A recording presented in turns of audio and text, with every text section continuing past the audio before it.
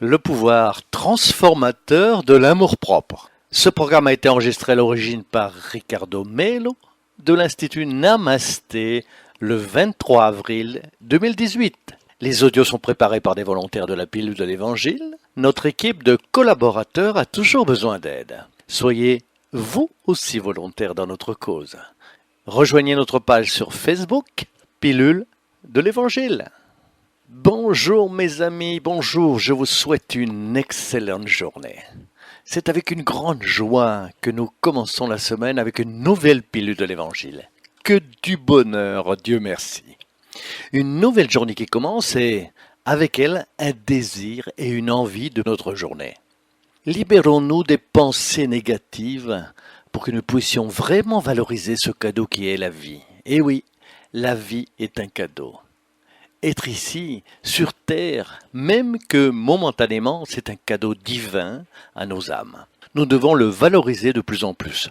D'ailleurs, à ce sujet, nous allons discuter aujourd'hui dans la pilule de l'Évangile de comment va votre capacité de vous aimer et de vous respecter?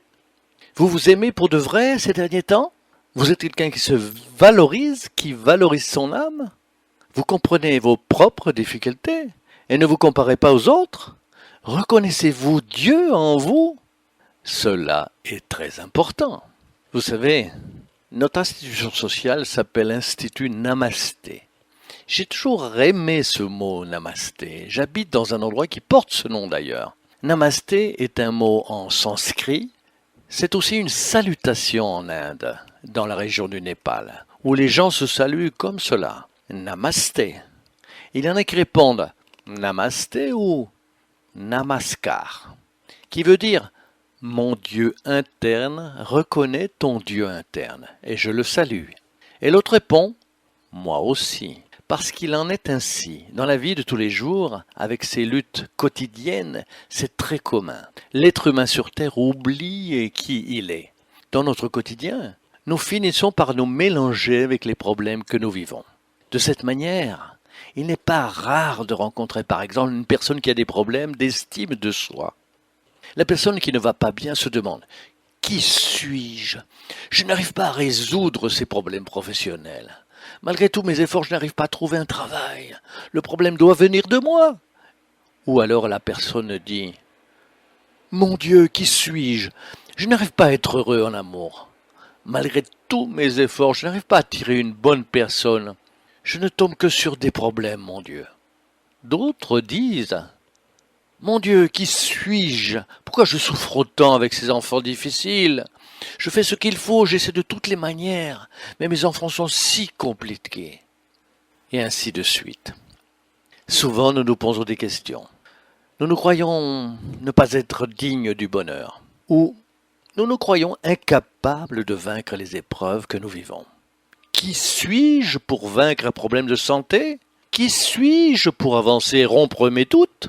C'est dans ce contexte que l'évangile de Jésus est extraordinaire. C'est dans ce contexte que l'évangile de Jésus est fondamental. Aucun de nous ne peut surmonter nos propres défis internes sans avoir la foi en Dieu. Je ne peux pas, ça ne marche pas. La foi en notre Père céleste nous fait sentir liés à lui. Emmanuel utilise une expression que je trouve fantastique dans le livre Source de vie. Il dit « Nous sommes des branches de l'arbre divin.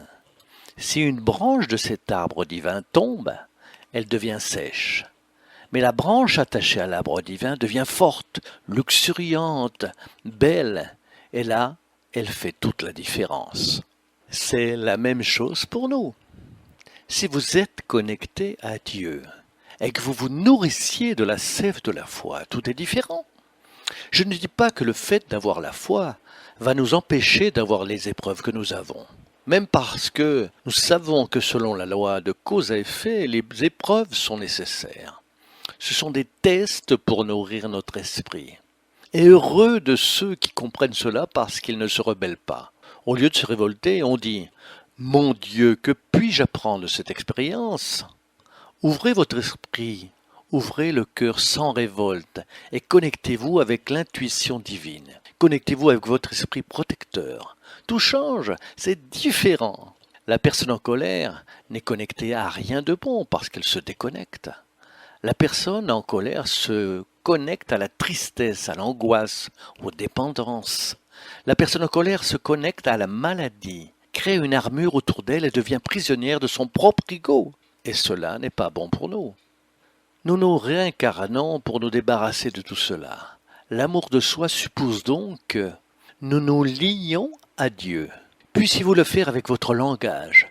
J'aime toujours souligner ceci. Personne ne parle de religion ici. Vous pouvez vous connecter à un Dieu dans un langage spirituel sans aucune religion. Cela peut marcher, oui, bien sûr. Vous pouvez vous connecter à Dieu en prenant soin de la forêt, des animaux de la nature. Mais je ne nierai pas que je pense qu'il est bon de nous connecter avec Dieu, avec d'autres frères, avec des compagnons avec lesquels nous nous sentons à l'aise. Vous pouvez utiliser le langage religieux du catholicisme, du spiritisme, des multiples dénominations adventistes, évangéliques et protestantes qu'il existe. Vous pouvez communiquer avec un Dieu en langue juive, musulmane et hindoue. Ce n'est pas grave. Vous pouvez être un pratiquant de méditation.